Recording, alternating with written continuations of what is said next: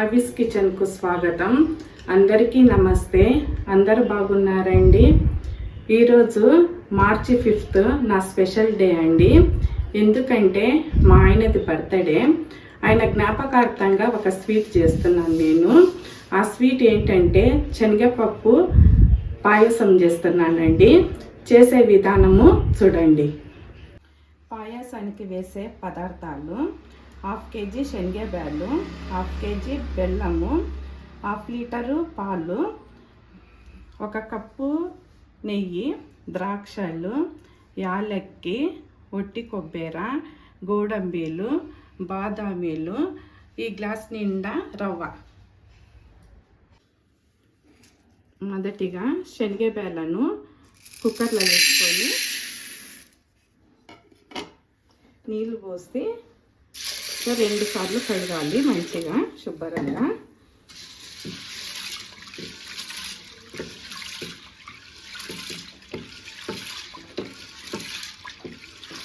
శనగపప్పును 2 సార్లు శుభ్రంగా కడిగిన అందులో ఈ గ్లాస్ తోటి 3 గ్లాసుల నీళ్ళు పోస్తాం.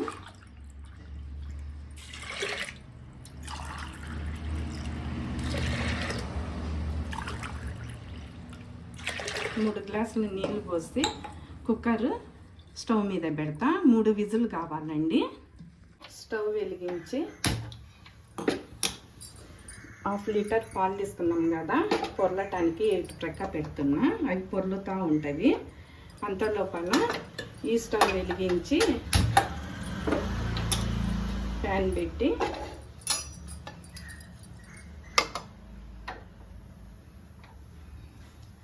కొద్దిగా వేడి కావాలి.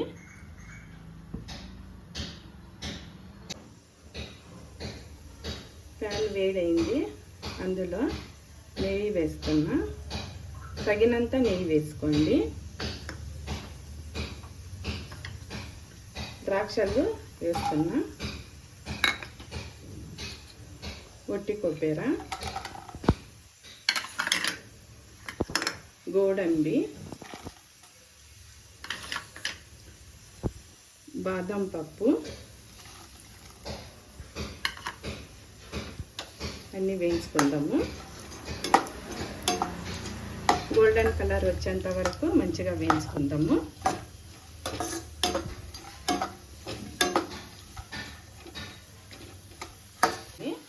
తీసుకున్న 1 కప్పులోకి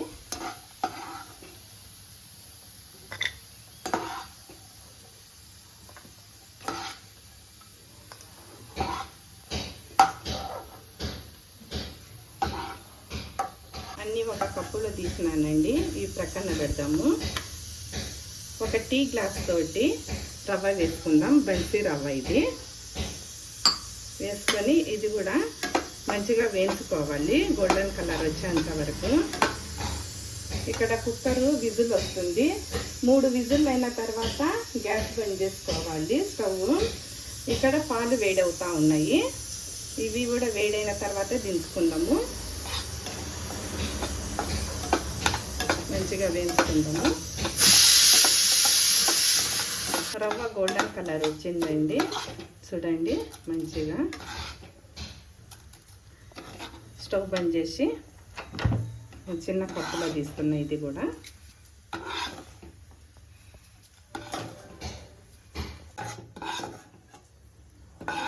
అంతా 1 కప్పులో తీసుకున్న. ఇది కూడా ఒక ప్రక్కన పెట్టుకుందాం. ఇందులోనే 1 గ్లాసు నీళ్ళు పోస్తాం. 1 గ్లాస్ పోసుకోవాలా, ఎక్కువ పోసుకోకూడదు. అందులో బెల్లం అంతా వేస్తాం కరిగేదానికి.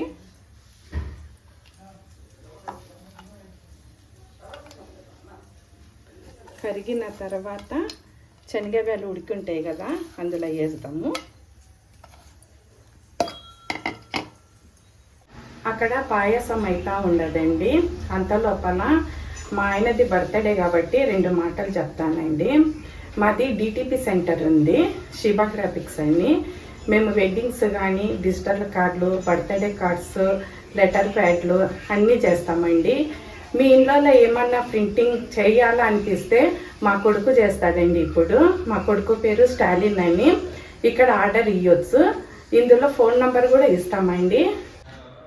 ఆర్డర్స్ కోసము ఈ నంబర్కు కాంటాక్ట్ చేయండి. Thank you. 3 విజిల్లు అయినవి. కుక్కర్ మూత తీసిన బ్యాలు ఉడికినాయేమో చూస్తా. మంచిగా ఉడికిపోయినవి.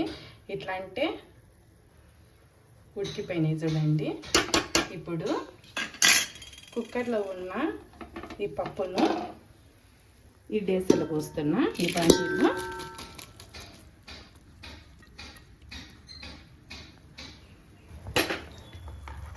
బెల్లం అంతా కరిగింది మంచిగా. చూడండి, ఒక్కటి కూడా ఎక్కడన్నా గడ్డ లేకోకుండా. ఇక్కడ చూస్తే పాలు వేడైనవి. ఇప్పుడు స్టవ్ బంద్ చేస్తున్నా.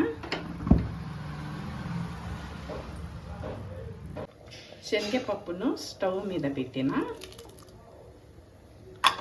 శనగపప్పును కుక్కర్లో నుండి బాండీలో వేసిన. బ్యాలు మంచిగా ఉడికినవి. అందులో బెల్లం కడగబెట్టినాం కదా, కరగబెట్టిన బెల్లమును ఇందులో వేస్తున్నా. అడుగుది వేయకూడదండి. కలుపుకుందాం మంచిగా. 1/2 కేజీ శనగ బెల్లకు 1/2 కేజీ బెల్లం వేయాలి. అందులో 1/2 లీటర్ పాలు అవి కూడా వేస్తున్నా.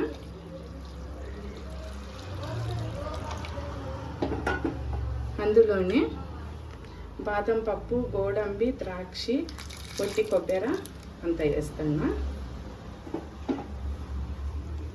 ఒక చిన్న గ్లాస్ నిండా రవ్వ వేయించుకున్నాం కదా, అది కూడా వేస్తా. వేసుకొని మంచిగా కలుపుకుందాము. ఇందాక పదార్థాలు వేసేటప్పుడు బడసోపు మర్చిపోయినానండి నేను. 1 స్పూన్ బడసోపు, యాలక్కీలు 10 యాలక్కీలు దంచి ఇందులో వేస్తున్నా. మంచిగా కలుపుకుందాము. ఒక 10 నిమిషాలు ఉడకాలి. పాయసం ఉడికిందేమో మూత తీసి చూస్తాము. ఉడికిందండి.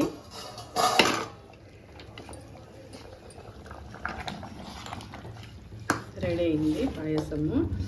దించే ముందుగా ఇక్కడ ఉప్పు ఉంది కదా, ఉప్పును ఒక చిటికెడు టేస్ట్ కోసం అంత వేసుకోవాలి. చాలు. స్టవ్ బంద్ చేస్తున్నా.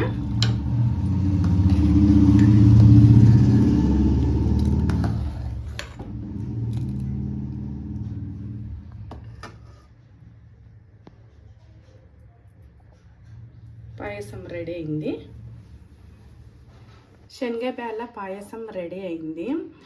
ఈ పాయసంలో ఏమేమి వేసినో మీరు చూసిండ్రు కదా అండి. మీ ఇంట్లో కూడా ఇదే విధంగా ట్రై చేయండి.